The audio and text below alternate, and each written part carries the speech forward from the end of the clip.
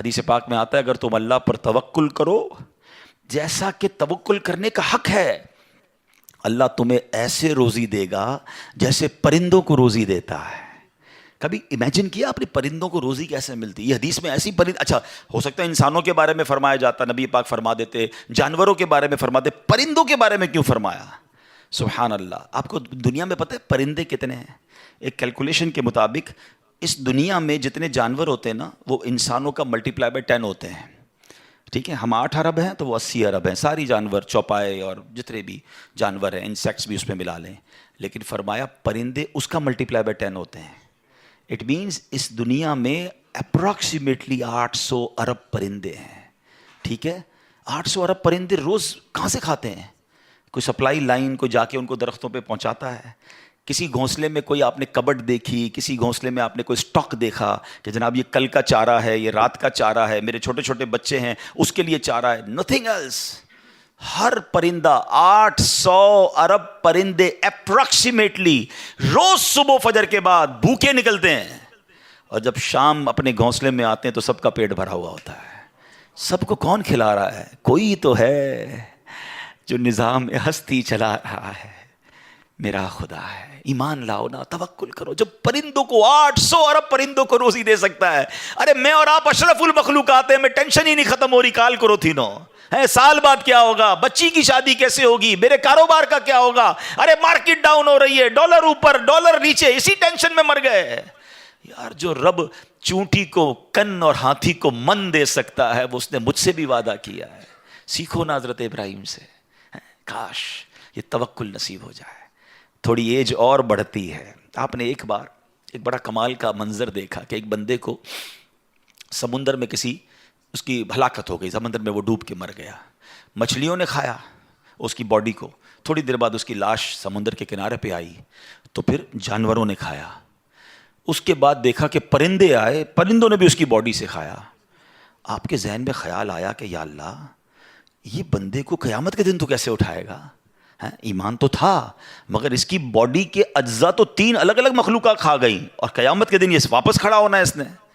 تو سبحان اللہ، آپ نے اللہ سے کہا وَإِذْ قَالَ إِبْرَاهِيمُ۔ پھر یہ دیکھیں حضرت ابراہیم کا یہ واقعہ بھی قرآن میں موجود، 3 پارے میں سورہ بقرہ۔ آپ کہتے ہیں وَإِذْ قَالَ إِبْرَاهِيمُ رَبِّ أَرِنِي كَيْفَ تُحْيِي الْمَوْتَى۔ اے اللہ، حضرت ابراہیم نے عرض کی کہ اے میرے رب مجھے دکھا دے تو مردے کیسے زندہ کرے گا؟ ارشاد ہوتا ہے قَالَ أَوَلَمْ تُؤْمِنْ، اے ابراہیم تو ایمان نہیں لایا، تجھے یقین نہیں؟ قَالَ بَلَىٰ وَلَكِنْ لِيَطْمَئِنَّ قَلْبِي، اے اللہ ایمان لایا ہوں، مجھے یقین ہے مگر میں ذرا دل سے دیکھنا چاہتا ہوں اور قرار آ جائے، میں عین الیقین چاہتا ہوں، میں اس کو مزید دیکھنا چاہتا ہوں۔ قَالَ فَخُذْ أَرْبَعَةً مِّنَ الطَّيْرِ، قرآن کہتا ہے رب نے فرمایا کہ اچھا 4 پرندے لے، فَصُرْهُنَّ إِلَيْكَ ثُمَّ اجْعَلْ عَلَىٰ كُلِّ جَبَلٍ، فرمایا اس کو اپنے ساتھ ہلا لے، اپنے ساتھ مانوس کر لے، پھر ان کا ایک ایک ٹکڑا پہاڑ پر رکھ دے، مِنْهُنَّ جُزْءًا ثُمَّ ادْعُهُنَّ يَأْتِينَكَ سَعْيًا، فرمایا پھر انہیں بلا، وہ تیرے پاس چلے آئیں گے پاؤں سے دوڑتے، وَاعْلَمْ أَنَّ اللَّهَ عَزِيزٌ حَكِيمٌ، اور جان رکھ اللہ غالب حکمت والا ہے۔ اب ہوا کیا، حضرت ابراہیم کو حکم ہوا کہ 4 پرندے لیں۔ اب آپ نے چاروں پرندے الگ الگ لیے، مور لیا، کبوتر لیا، آپ نے مرغ لیا اور ایک گدھ لیا، ان چاروں کو اپنے ساتھ تھوڑا ٹائم رکھا تاکہ وہ آپ سے انسیت پالے، تاکہ چاروں کے بارے میں کنفرم بھی ہو جائے کہ یہی 4 ہے، کوئی اور مکس نہ ہو جائے۔ اس کے بعد آپ نے چاروں کو ذبح کیا، چاروں کا قیمہ بنایا اور چاروں کا قیمہ مکس کر دیا، چاروں کا الگ الگ نہیں، چاروں کا ٹوٹل مکس کر دیا، اور اس کے چھوٹے چھوٹے پیس سمجھ لیں 4 پہاڑ پر رکھ دیے، الگ الگ پہاڑوں پر، اور چاروں کی جو چہرے تھے یعنی ان کی کھوپڑیاں تھیں وہ اپنے پاس رکھی، اس کا قیمہ نہیں بنایا، یعنی ان کے سر آپ کے پاس ہیں چاروں پرندے کے، چاروں کا مکس قیمہ ہو چکا ہے، اور 4 الگ الگ پہاڑ پر رکھ دیے۔ قرآن نے کیا کہا تو انہیں پکارو ہیں، اب یہ بھی ذرا میں آگے آ کے بتاؤں گا اس ایک خوبصورت آیت کے اس جز سے کیا سیکھنے کو مل رہا ہے۔ قرآن نے کیا کہا کہ انہیں پکارو، تو آپ نے کہا یا ایھا الدیک، اے مرغ، یا ایتھا الحمامہ، اے کبوتر، یا ایھا النسر، اے گدھ، یا ایھا الطاؤس، اے مور۔ آپ کی پکار پر وہ چاروں پرندے جو ہیں ان کا قیمہ اب آسمان پر اڑنا شروع ہوا ہے۔ فکشن، گرافکس ہیں، آج کل اینیمیشن کا دور ہے، کمپیوٹر پر جناب لوگ بہت ساری چیزیں بنا لیتے ہیں، سنو 5000 سال پہلے قرآن میں یہ واقعہ موجود ہے کہ کیا ہوتا ہے، ان چاروں کا کیما اڑتا ہے، اور اب جس کا مرغ کا ہے وہ مرغ کی طرف، مور کا ہے تو مور کی طرف، کبوتر کا چاروں کے جسم پورے کمپلیٹ ہوتے ہیں، سر نہیں ہے، سر تو آپ کے پاس ہے نا، وہ چاروں پرندے بغیر سر کے دوڑتے ہوئے آپ کے پاس آتے ہیں، زندہ ہو جاتے ہیں مگر سر نہیں ہے، قریب آتے ہیں تو حضرت ابراہیم نے ان کا سر جو ہے وہ واپس ان کے پاس لگا دیا، سب سر بھی ان کا لگ گیا، آ کر دانا چگنے لگ گئے۔ حضرت ابراہیم نے اپنی آنکھوں سے مردوں کو زندہ ہونے کا واقعہ دیکھا اور آپ کے دل کو اطمینان اور قرار آیا، یہ میرا رب یہ ہے۔ کیسے ہیں کہتے ہیں کسی کو شیر کھا جائے، کسی کو مچھلی کھا جائے، کسی کی سمندر میں موت آ جائے، معاذ اللہ کسی کے پرخچے اڑ جائیں، کوئی آگ میں راکھ ہو جائے، میرا رب چاہے تو سب کو دوبارہ جسم ان کی تمام باڈی کو پھر کریٹ کرے گا اور وہ قیامت کے دن جمع ہوں گے۔ حضرت ابراہیم نے یہ اپنی آنکھوں سے دیکھا۔ حضرت ابراہیم علیہ السلام کے اس واقعے سے کیا سیکھنے کو ملا؟ پہلی بات، میرے رب کی قدرت کیسی ہے، ان اللہ علی کل شیء قدیر، ٹھیک ہے۔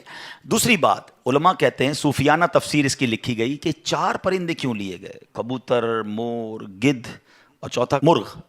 فرمایا ان چاروں کی نا ایک بری خصلت ہے، مرغ ہے اس کے اندر شہوت بہت ہے، جو کبوتر ہے اس کو اپنی اڑان پر بڑا ناز ہے، بڑا تکبر ہے، بہت اونچا اڑتا ہے۔ فرمایا گدھ جو ہے اس کا کیا پرابلم ہے، گدھ کے بارے میں فرمایا کہ وہ لالچی بہت ہے۔ اچھا، پھر اس کے بعد ایک اور پرندہ ہے مور، اس کو اپنی خوبصورتی پر بڑا ناز ہے، وہ خوبصورتی کی وجہ سے بڑا پراؤڈ فیل کرتا ہے۔ تو فرمایا یہ 4 بری عادتیں ہیں، اس کو ذبح کر کے یہ پیغام دیا گیا کہ اگر تم بھی اپنی اونچی اڑان، اپنے اونچے مرتبوں، اپنے اونچے مقام کا تکبر چھوڑ دو، اپنی خوبصورتی پر گھمنڈ کرنا چھوڑ دو، ہوس اور شہوت کے بعد اپنے آپ کو بچا لو، لالچ کر کے دنیا کے بال کے پیچھے بیڑا غرق اپنا نہ کرو، اگر ان عادتوں کو ذبح کر دو تو اللہ آج بھی تمہارے دل کو زندہ فرما دے گا۔ ان کو زندہ کیا نا، فرمایا ان عادتوں کو ختم کرو، رب تمہارے دل کو زندہ فرمائے گا اور اس میں نور داخل فرما دے گا۔ اور علماء نے اس کی صوفیانہ تفسیر یہ لکھی۔ اور اب ایک اور عقیدے کی بات بھی، کنفیوژن پھیلانے والے بہت کنفیوژن پھیلاتے ہیں، میں تو قرآن سے آج آپ سے بات کر رہا ہوں نا۔